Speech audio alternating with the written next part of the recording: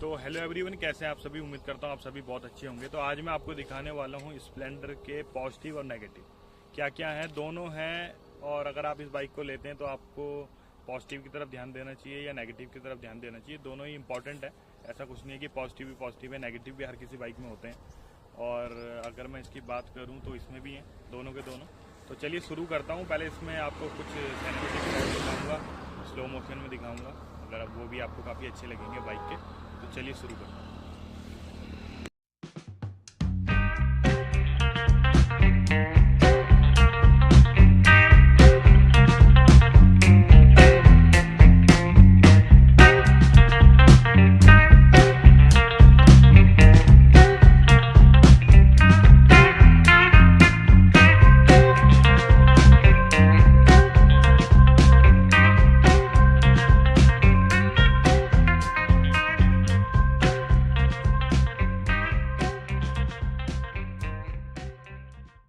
तो चलिए बात करता हूँ इसके। पहले पॉजिटिव की बात कर लेते हैं, फिर करेंगे नेगेटिव की बात। तो पहले पॉजिटिव की बात है कि जैसे कि आपने देखा होगा कि बाइकें बहुत ही ज़्यादा महंगी हो गई हैं। तो ये काफ़ी सस्ती बाइक है। मेरे को पड़ी थी 87 की, मतलब आपका बजट 90 तक होगा तो आपको इजीली मिल जाएगी एक बाइक जिससे आप इजीली कहीं ट्रैवल कर सकते हैं और काफ़ी सस्ते में। तो पहला तो ये हो गया कि आपको काफ़ी सस्ती मिल जाती है बाइक और लुक भी ठीक ठाक मिल जाता है इसका। फिर आता है दूसरा ये है कि काफ़ी अच्छा एवरेज दे देती है। अगर आप थोड़ा ढंग से चलाते हैं, सिंगल रन करते हैं, अगर मतलब सिंगल बैठ के इधर उधर आपका ऑफिस जाना है या वैसा काम है, तो आपको ये इजीली आपको यहाँ मीटर पे शो करती है। मैं आपको मीटर दिखाता हूँ, ये मीटर है ना यहाँ पे आपको अगर आप 40, 50, 60 की स्पीड पे चल रहे हैं, हाईवे पे चल रहे हैं, तो आपको 50, 60, 70 तक का ये इजीली एवरेज आपको दे देती है। और इसमें मोड भी आते हैं। अगर आपको देखो, आप ट्रिप 1 मैंने 103 चलाया, ट्रिप बी भी। अब इसमें मेरे को समझ नहीं आ रहा, 103 ऑटोमेटिकली हो जाता है। जब मैंने ट्रिप बी किया ही नहीं तो ये भी 103 हो गया। इसको मैं 0 कर देता हूँ। ये देखो, ये 0 हो गया। ट्रिप 1 भी 0 कर देता हूँ मैं। तो कुछ इस तरीके से इसका सीन रहता है सारा का सारा।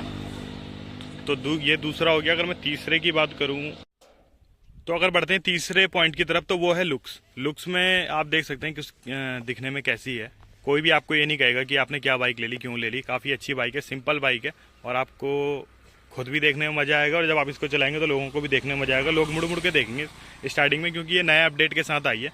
जैसे मैंने आपको बताया था कि फ्रंट पे इसके ये स्टिकर आ जाते हैं, टैंक पे भी आ जाते हैं और साइड पे भी आ जाता है स्टिकर। तो ये स्टिकर से आपको मतलब हर किसी को पता चल जाता है कि आपने नई बाइक ली है। मतलब कम से कम ये 6 महीने साल भर तक तो रहेगा कि हाँ आपने नई वाली ली है। 2022 में जो लॉन्च हुई थी एक्सटेक वाली, ये देखो ये है एक्सटेक की बैजिंग, एक्सटेक वाली। तो ये सारा का सारा आपको पता चल ही जाना है। तो लुक्स इसके काफ़ी अच्छे आते हैं।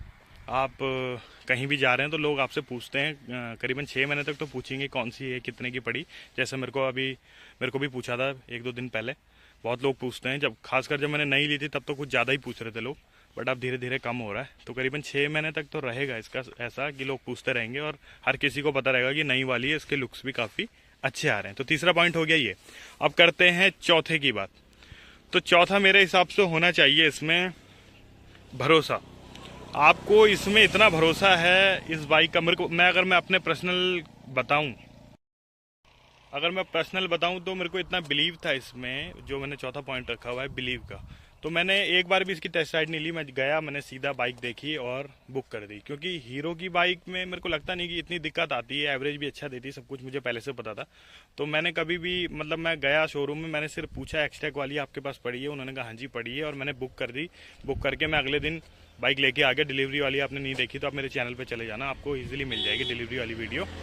और बस यही है, इसमें ज़्यादा टेंशन लेने की ज़रूरत नहीं है। पार्ट्स भी मिल जाते हैं, सब कुछ मिल जाते हैं। तो काफ़ी मेरे को बिलीव था कि कभी भी मैं कहीं जाता हूँ, बाई चांस कोई दिक्कत आ जाए बाइक में, तो इसके पार्ट्स इजीली मिल जाते हैं। इसके जो सर्विस सेंटर हैं वो भी बहुत सारे हैं, तो इजीली मिल जाएंगे। तो ये चौथा पॉइंट इसीलिए मैंने रखा हुआ इसमें और काफ़ी अच्छा मुझे लगा।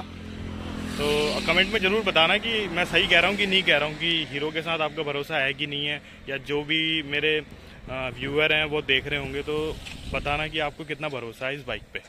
चलाते समय आप कहीं जा रहे हैं, भरोसा है नहीं है, ख़राब हो गई तो क्या करें। और ख़राब हो गई तो क्या भाई, बहुत हल्की बाइक है, कहीं भी उठा के इधर उधर कर देते हैं, या कभी रोड ख़राब है तो 2 बंदे अगर आप हो तो इसको उठा के आप रख सकते हैं। तो अगर मैं बात करूं और पॉइंट्स की, तो मुझे कुछ ज़्यादा लग नहीं रहा है। एक बाइक में जो जो चीज़ होनी चाहिए थी उसमें सब कुछ है। ये सारी आपकी नीड्स को फुलफिल करता है। और एक इसमें ये भी आता है, देखो चार्जिंग का भी दे दिया। नई वाली का फ़ायदा ये है, इसमें चार्ज शायद पुरानी वाली में भी आता है, बट इसमें आता है तो मैं आपको बता रहा हूँ कि एक चार्जिंग का भी ऑप्शन आपके पास रहता है और वो काम भी करता है। मैंने चेक करके देखा है। और अगर मैं देखूंगा, अगर मेरे पास केबल वेबल अभी है नहीं, अगर होती तो मैं भी आपको दिखा देता, लेकिन मैं आने वाली वीडियो में आपको ज़रूर दिखा दूंगा कि वो किस तरीके से वर्क करता है। और तो यही है। तो अब बात करते हैं इसके नेगेटिव की, क्योंकि हर किसी में कोई ना कोई कमी तो होती ही है, ज़्यादा नहीं होती। जिसमें सबसे कम नेगेटिव होते हैं या कमियां होती हैं तो लोग उसी को ले लेते हैं कि चलो इसमें कम से कम तो है। तो मैं बात करता हूँ इसके नेगेटिव की। मुझे उतना कुछ नेगेटिव लगता नहीं है। मेरे को बस एक चीज़ का नेगेटिव इस पे ये लगता है कि इसका जो वेट है ना, पहले वाली से मुझे थोड़ा हल्का लगता है चलाने में। पेपर में तो मैंने ध्यान नहीं दिया कि कितना है क्या, बट मैं चलाने की बात कर रहा हूँ क्योंकि मेरा एक फ्रेंड है, मैंने उसकी चलाई थी तो काफ़ी दिक्कत, मेरे को काफ़ी हल्की लग रही थी मतलब ये वाली बाइक, और वो काफ़ी थोड़ा हैवी लग रही थी, ज़्यादा नहीं। और एक मेरे को ये लगा इसमें कि जैसे अगर आप इसको अकेले चला रहे हैं तो काफ़ी अच्छी है, आप चलाइए, सेकंड में चलाइए, थर्ड में चलाइए, गाड़ी बढ़िया चलती है। लेकिन अगर आप दो से चला रहे हैं और आपको थोड़ा कहीं पे गड्ढे वड्ढे हैं वो उनको बचा के चलना है तो अब ये सीधा फर्स्ट मांग लेती है, आपको फर्स्ट ही चलानी पड़ेगी, फर्स्ट गियर पे। ये देखो नई वाली ब्रेजा जा रही है यहाँ पे। तो मैं ये कह रहा था आपसे कि आपको सीधा सीधा फर्स्ट गियर पे डाल के ही इसको उठाना पड़ेगा, सेकंड पे तो ये सीधा बंद ही हो जाती है। अब मेरे को समझ नहीं आ रहा ये क्यों हो रहा है, क्योंकि इसका जो इंजन है कितने का, 99 सीसी का है, कहने के लिए 100 सीसी, वो 99 का होता है। तो कुछ इस तरीके से इसका सीन रहता है। और दूसरा अगर मैं आपको बताऊं कि मेरे को दिक्कत क्या हो रही है, जैसे मैं आपको बता रहा था इसके फीचर्स के बारे में, तो जो इसका i3s वाला है, अगर मैं इसको स्टार्ट करूँ यहाँ से,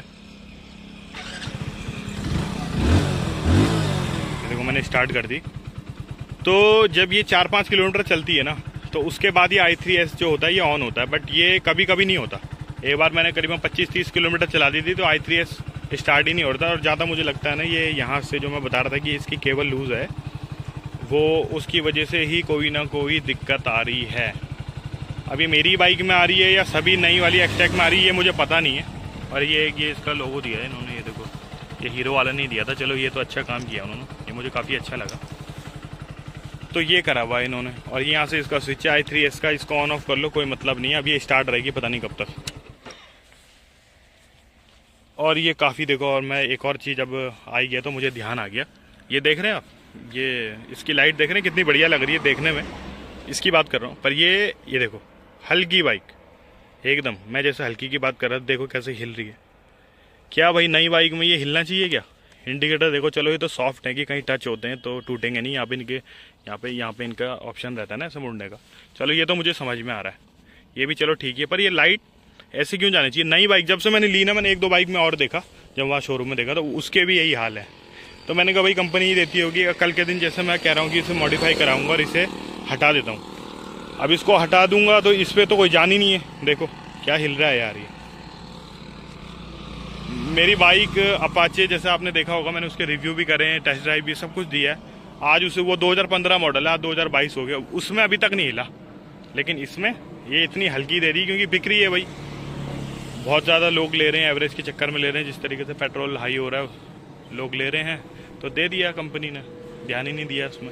बहुत हल्का है, पता नहीं यार, मैं अब जब नेक्स्ट सर्विस में जाऊँगा मैं ज़रूर बोलूँगा उनको कि इसको थोड़ा टाइट कर दो, कि कभी कहीं लग गई तो ये तो टूट ही जाएगी।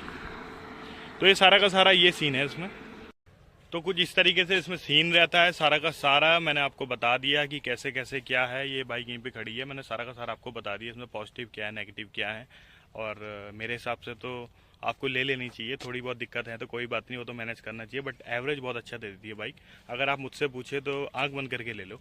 और देखो अगर आपकी किस्मत ही ख़राब होगी तभी कोई दिक्कत आती है, पार्ट्स वगैरह में ऐसे आती नहीं है हीरो में। आप कहीं भी जाएंगे आप, वो तो किसी भी बाइक में आ सकती है, चाहे महंगी है चाहे सस्ती है, उससे वो मैटर नहीं करता।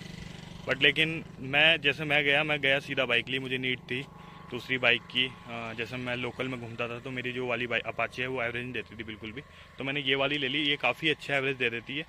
मैंने वो बात अलग है, कैलकुलेट मैं एक बार 500 का भरा देता हूँ, 10-15 दिन तक तो मैं भराता ही नहीं हूँ, भूल जाता हूँ कि हाँ वैसे ज़्यादा चली ही नहीं है। आप भी कह रहे होंगे कि तूने चलाई कहाँ ज़्यादा, बट मैं एक बार डला दिया तो जब इसमें बिल्कुल ई हो जाता है। और ये BS6 वाली है, इसमें 1 से 1.5 लीटर रखना ही पड़ता है, नहीं तो ये चलेगी नहीं। इस बात का ध्यान आपने रखना है और रखना है। BS4 के ऑनर्स की बात कर रहा हूँ, क्योंकि हमारा क्या है, उसमें 2 बूंद भी रहता है ना तो वो स्टार्ट रहेगी। जब तक पूरा ख़त्म नहीं हो तब तक बंद नहीं होगी, तब तक चलती रहेगी।